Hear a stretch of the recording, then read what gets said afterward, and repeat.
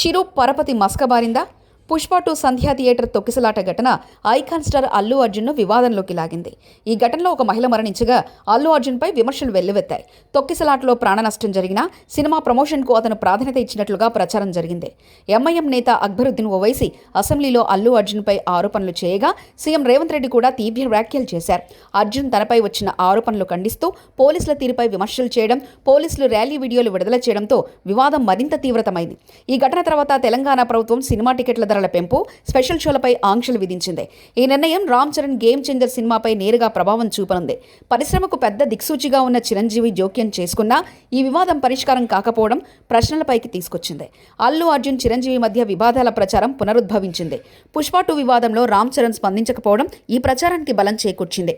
Allu Arjun mega కుటుంబాల మధ్య రాజకీయంగా కూడా విభేదాలున్నాయన్న ప్రచారం చర్చకొచ్చింది. ఈ పరిణామాల ప్రభావం పరిశ్రమ మీద స్పష్టంగా కనిపిస్తుంది. టికెట్ ధరల ఆంక్షలు, ప్రభుత్వ జోక్యంతో కొత్త సినిమాల విడుదలకు ఆటంకాలు ఏర్పడే అవకాశం ఉంది.